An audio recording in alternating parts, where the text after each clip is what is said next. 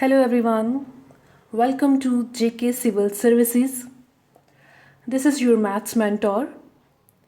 जैसा कि आप सबको पता ही होगा कि केएस की नोटिफिकेशन आउट हो चुकी है और हम केएस की प्रिपरेशन में लग चुके हैं। आप सभी को पता ही होगा कि केएस में हमारे 3 लेवल्स होते हैं, प्रीलिम्स, मेंस, देन इंटरव्यू। ठीक है, स्पेशली प्रीलिम्स को फोकस करते हुए हमारे पास 2 पेपर होते हैं, पेपर 1 एंड पेपर 2। जो हमारा पेपर 2 होता है डेट इज़ सी सेट। उसके बारे में थोड़ी सी मैंने पॉइंट्स लिखे हैं, just focus on this points. What are these? Second paper C set, इसमें टोटल नंबर ऑफ क्वेश्चंस होते हैं आपके पास 80, मैक्सिमम मार्क्स होते हैं 200 and it is only qualifying in nature. It means you need to only score 66 marks in this paper. Okay, और आपके पास time अलाउट होता है 2 आवर्स। और ये जो सी सेट का पेपर होता है इसमें 3 सेक्शंस होते हैं हमारे पास, English, reasoning and maths. Okay, clear everybody? I hope it is clear. And this is your maths mentor. I'm gonna teach you maths for CSET section. Just look at this. This is the syllabus of maths. Just look at. We have percentage, ratio and proportions, problem on ages, average and so on. ठीक है, all this is written. Just have a look first. आप सब इस syllabus को देख लीजिए. This is the syllabus of maths section for C set. Clear? देखिए, सबसे पहले मैं किस पे फोकस करने वाली हूँ, वो है percentage and ratio and proportion. जहाँ तक मेरा एक्सपीरियंस है, मुझे ऐसा लगता है कि ये सिलेबस हमारे पास बैंकिंग और एसएससी का सिलेबस भी ऑलमोस्ट सेम ही होता है। ठीक है, ये सब वही सिलेबस, वही चैप्टर्स हैं जो हमने 10th तक पढ़े हुए हैं और उसी का ही थोड़ा एडवांस वर्जन आ जाता है। इसमें आपके बेसिक्स चेक किए जाते हैं यहाँ पर। और आप परसेंटेज और रेशो, ये 2 चैप्टर्स अगर आप अच्छे से कर लेते हो तो आपका मैक्सिमम जो चैप्टर्स हैं इसी में से कवर हो जाते हैं। मतलब ये क्या आपका बेसिक है, इसमें से आप कवर करेंगे, आपका डीआई भी इसी में से निकलेगा, बोर्ड्स एंड स्ट्रीम्स हो गया, जैसे टाइम एंड वर्क हो गया, इन सब आगे जितने भी चैप्टर्स हैं इन सब में ये छोटे छोटे जो वहाँ जहाँ पर क्वेश्चन यूज़ होंगे, फॉर्मूले यूज़ होंगे, वहाँ पर ये छोटे छोटे फॉर्मूले लगेंगे। उसमें percentage and ratio and proportion का मेजर रोल है। ठीक है, और मेरा मेन फोकस स्टार्टिंग के दिनों में सिर्फ परसेंटेज और रेशियो एंड प्रोपोर्शन को अच्छे से करवाना होगा, then come to the next chapters. ठीक है, फिर उसके बाद हम प्रीवियस ईयर्स पेपर्स भी करेंगे, जो भी एडवांस क्वेश्चंस होते हैं, यूपीएससी आईएएस के क्वेश्चंस भी करेंगे। Okay, just look at this. अगर आपको स्क्रीनशॉट लेना तो ले लीजिए, तो आप ये सिलेबस नोट कर लीजिए, अपने दिमाग में रख लेना कि ये सिलेबस है आपका। अगर आपने बैंकिंग की तैयारी कभी की है तो this is same as the banking syllabus. Okay, moving to next point. Today which I'm gonna tell you is a percentage chapter. Now I'm gonna start my chapter. What is this? चलो हिंदी में बोलती हूँ। हिंदी में सभी बच्चों को अच्छे से समझ में आता है। ठीक है, परसेंटेज चैप्टर जो आज पढ़ाने वाली हूँ मैं आपको, और ये मैं चाहती हूँ कि सभी बच्चे बहुत अच्छे से पढ़ें। ये आपका इसका मेजर रोल है इसमें। क्लियर? सबसे पहले परसेंटेज क्या होता है? ये जो परसेंटेज जो हम अपनी आम लाइफ में भी यूज़ करते हैं, बोलते हैं तुम्हारे कितने परसेंट मार्क्स आए, बोलते हैं ना। ठीक है, ये वो परसेंटेज है जो हमने छोटी क्लासेस में पढ़ा हुआ है। कम टू पॉइंट सीधा। परसेंट का मीनिंग क्या होता है? Per means every, cent mean 100, it means for every 100। Percentage means for every 100। मैं आपको क्लियर करती हूँ। लेट अस सपोज इसमें क्या होता है कि जैसे मेरे पास एग्जांपल लेते हैं, किसी स्टूडेंट के 200 में से 54 मार्क्स आए। ठीक है, किसी स्टूडेंट के 200 में से 54 मार्क्स आए, मैंने तो कह दिया उसके 54 मार्क्स आए हैं, लेकिन अगर जब हम उस चीज़ का कंपैरिजन 100 के रिस्पेक्ट में करेंगे तो it means it is in respect of percentage. कैसे करके दिखाती हूँ, just have a look here. अब मैं लिखने वाली हूँ यहाँ पर। Okay fine. सी, किसी स्टूडेंट के 200 में से 54 मार्क्स आए। ठीक है, अगर मैंने इसका परसेंटेज निकालना, ये कितना परसेंट बन रहा है, तो मैं कैसे निकालूंगी? सी हियर, वहाँ पर थोड़ा हो नहीं रहा। 54 बाय 200 इंटू 100। इसका मतलब ये मैं क्या निकाल रही हूँ, जो मेरा 54 है वो 200 का कितना पार्ट है, कितना परसेंट है।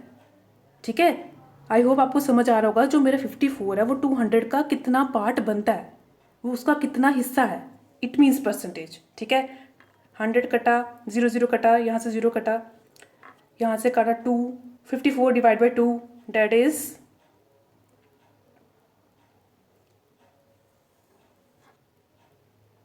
ओके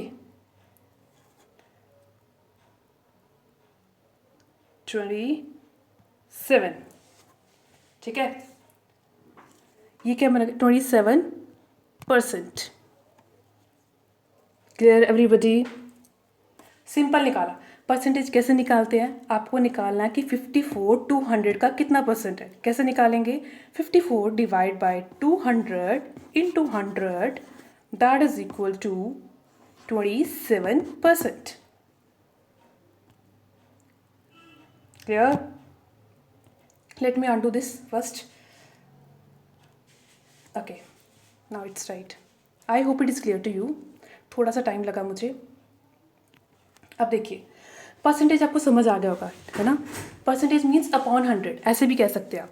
ठीक है, उसके बाद मैंने यहाँ पर वैल्यूज़ दी हुई हैं, 100% equal to this this this. आप मेरे लेफ्ट हैंड साइड में देख सकते हैं, जो मैंने अपने को वैल्यूज़ दी हैं। लेफ्ट हैंड साइड में मैंने कुछ आपकी परसेंटेज वैल्यूज़ लिखी हैं, उसके सामने उसकी फ्रैक्शनल वैल्यूज़ लिखी हैं, which you need to memorise. आपको ये सारी वैल्यूज़ मेमोराइज करनी है, so that you should be able to crack the exam. अगर आपको ये सारे वैल्यूज़ याद होगी तो आप ईजिली किसी भी क्वेश्चन को यहाँ पर ये वैल्यू यूज़ होंगी, वहाँ आसानी से सॉल्व कर सकते हैं। ठीक है, ये वैल्यूज़ आती कैसे हैं, एक एग्जांपल लेके मैं आपको समझा भी देती हूँ। सबसे पहले आप देखिए, मैंने क्या लिखा हुआ है, 100% इक्वल टू 1। ठीक है, इसका क्या मीनिंग है, इक्वल टू 1। मैं बोलती हूँ कोई भी चीज़ है मेरे पास, कोई भी एक सिंगल चीज़ ले लिए, any matter, late us suppose मेरे पास पेन है, ये खुद में क्या है, 100% है, it means that is equal to 1।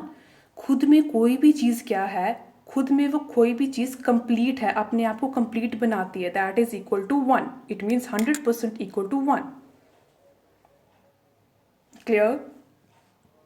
दोबारा सोचिए। ठीक है, कोई भी चीज़ अपने आप को कंप्लीट बनाती है, डैट इज 100% इक्वल टू 1। अगर उसी चीज़ को मैं हाफ कर देती हूँ, डैट इज 1/2, क्या बन गया वो, 50%। क्लियर? इसी तरीके से मेरे पास सारी वैल्यूज़ है जो मैंने लिखी हुई हैं, आप देख लीजिए।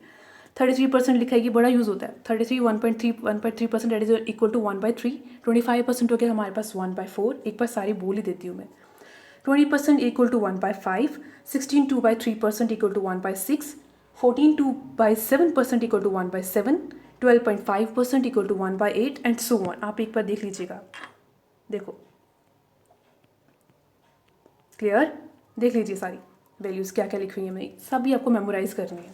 ठीक है, इसमें से मैं एक वैल्यू आपको देख के बता देती हूँ उसका आंसर कैसे आया। ठीक है जी, यहाँ देखिए, मैंने एक वैल्यू ली है इसमें से 16 2/3% इक्वल टू 1/6। इसका आंसर कैसे आया, ये जो जितनी भी वैल्यूज़ मैंने लिखी हैं इसको हम ड्राइव करके आंसर निकाल सकते हैं। 16 2/3% इक्वल टू 1/6 कैसे आया। ठीक है, आपको मैंने यहाँ पे एग्जांपल देके समझाया। यहाँ देखिए, मैंने लिखा 16 2/3%।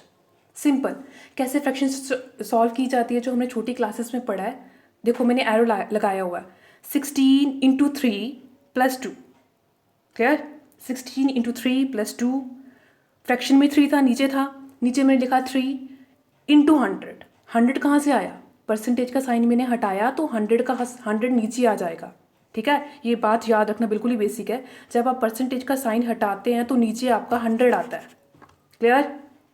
फ्रैक्शन कैसे सॉल्व की मैंने, मिक्स्ड फ्रैक्शन है ये, कैसे सॉल्व किया, 16 इंटू 3 प्लस 2, पता ही होगा है ना। नीचे वाले टर्म को इंटू करते हैं, ऊपर वाले टर्म के साथ प्लस करते हैं। 16 इंटू 3 प्लस 2 अपॉन 3 इंटू 100। ऊपर मल्टीप्लाई किया, आंसर आया 48 प्लस 2, लिख रहा है सामने, दिख रहा है ना, that is equal to 50 upon 3/100। Divide किया, मल्टीप्लाई किया, आंसर आ गया 1/6। Clear everybody? That is equal to 16 2/3% equal to 1/6। I hope it is clear. नहीं क्लियर हुआ एक बार दोबारा समझो, बाकी की जो फ्रैक्शन वैल्यूज़ हैं वो भी निकाल के देख लो।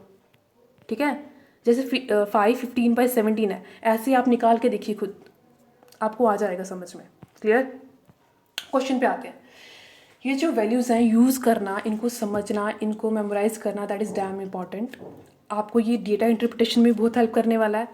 और ज़्यादातर अगर आपके परसेंटेज के ऊपर अगर आया ना डेटा इंटरप्रिटेशन, तो यहीं से यूज़ होता है सारा क्वेश्चन, आंसर यहीं से निकलते हैं। क्लियर? आप देख लीजिए नेक्स्ट क्या है मेरे पास, आपको समझाती हूँ सॉल्व करके। जैसे मैंने लिखा 25% ऑफ 100, कैसे लिखेंगे आप? 25% की वैल्यू आपको मैंने अभी बताई ना, यहाँ पर कहाँ लिखा हुआ है, दिस वन। 25% इक्वल टू 1/4, मैंने यहाँ पर पुट कर दिया 1/4 equal to multiply by 100 that is equal to 25। Clear? समझ आ गया? सीधा इसकी वैल्यू यहाँ पर यूज़ हो जाएगी। ठीक है? वैसे ही अगर आपके पास एक कम्प्लेक्स नंबर आ गया 143.33% ऑफ 1350, ठीक है, अब इसको इस परसेंटेज को सॉल्व करना तो मुश्किल हो जाएगा, है ना। अब फिर हम इसको कैसे सॉल्व करेंगे? इसको सॉल्व करने के लिए हमने जो वैल्यूज़ आपको पीछे बताई वो हम यूज़ करेंगे यहाँ पर। ठीक है, सबसे पहले आप देखिए मैंने क्या लिखा है, 143.33% का साइन हटा के नीचे 100 लिखा है इंटू 1350। ऑफ का मीनिंग क्या होता है? Into, multiply. ठीक है, थोड़ा सा बेसिक अभी थोड़ा ऐसे समझा रही हूँ, तो अभी आप आगे देख लीजिए ना, तो जैसे जैसे आगे वीडियोस आएंगी तो लेवल बढ़ाते जाऊँगी मैं। क्लियर?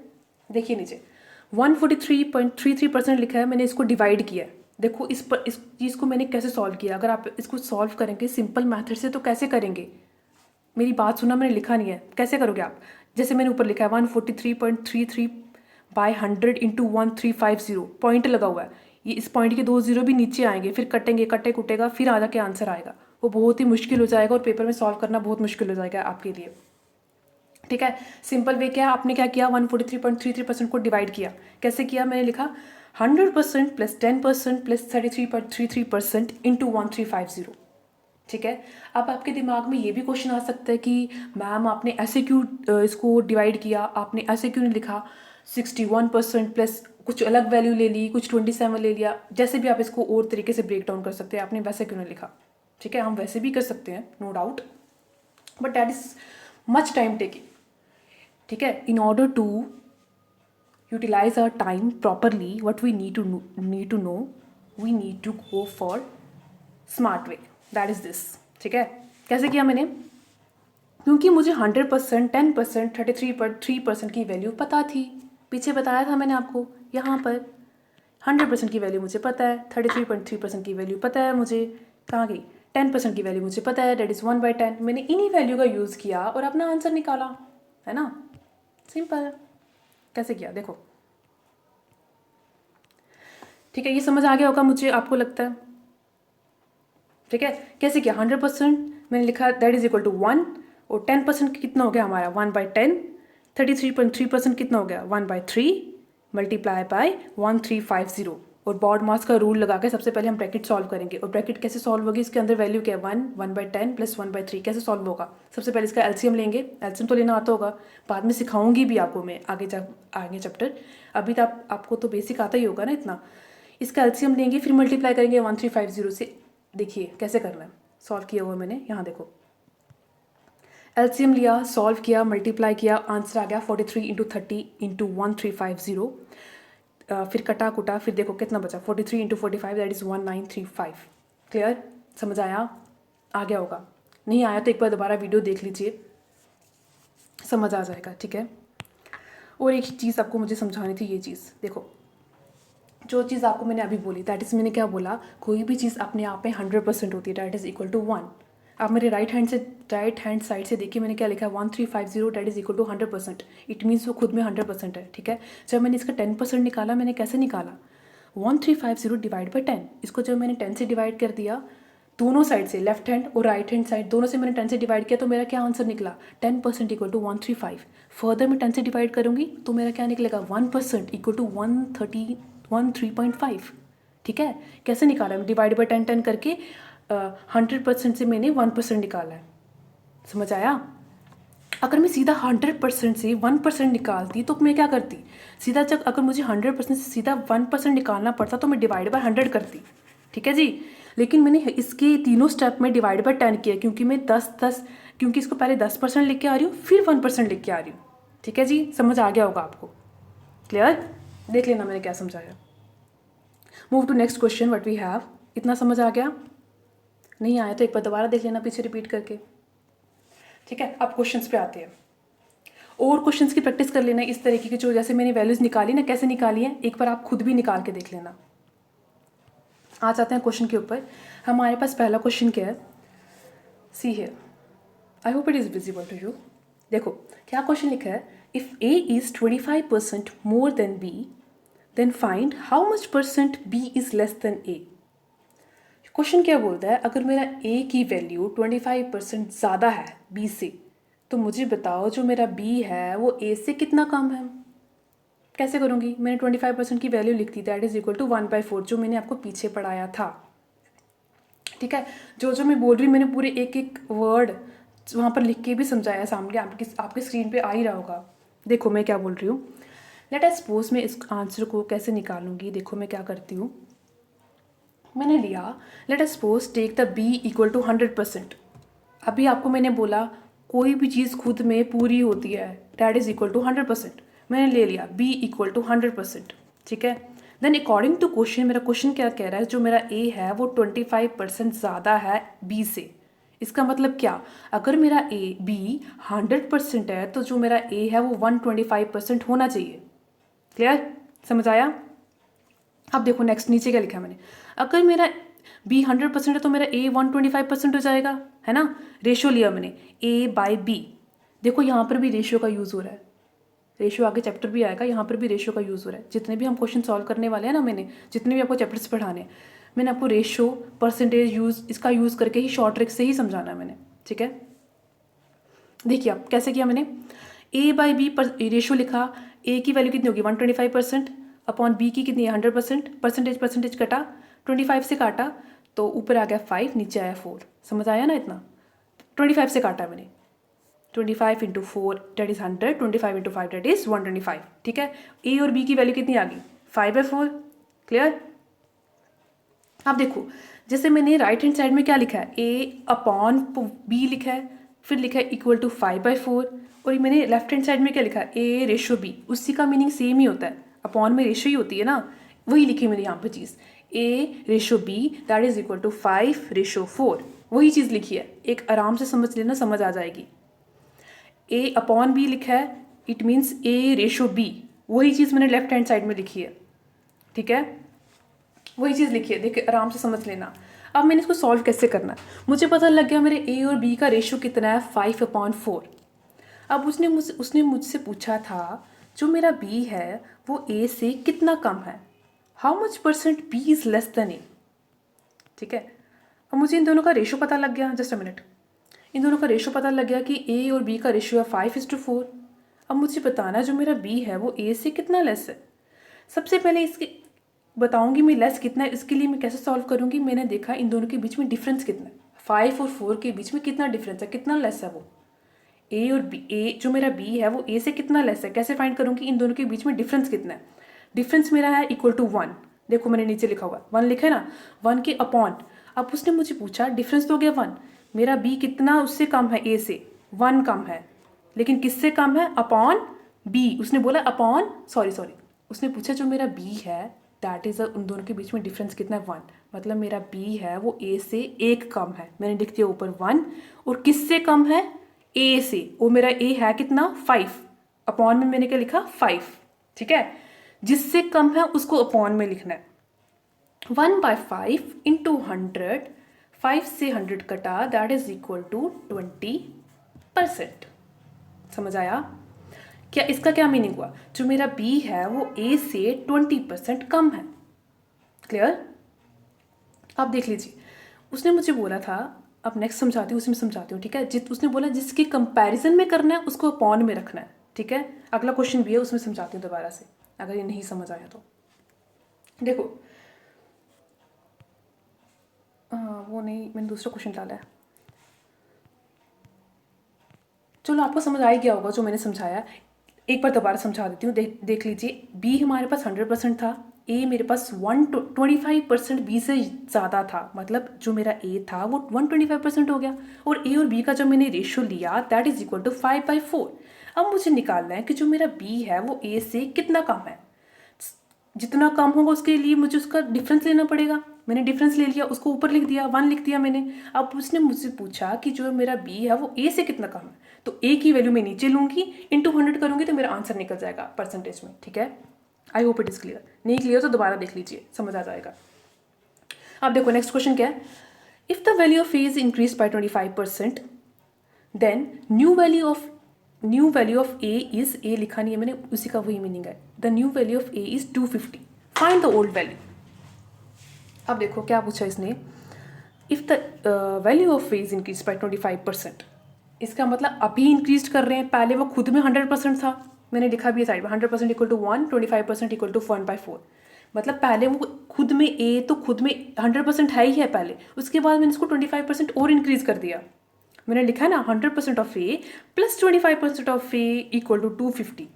जो उसकी 100% पहले ए की वैल्यू थी, वो वैल्यू क्या थी वो मुझे नहीं पता, लेकिन जब उसमें मैंने 25% इंक्रीज किया, लिखा हुआ सामने देखिए, तो डैट इज इक्वल टू 250।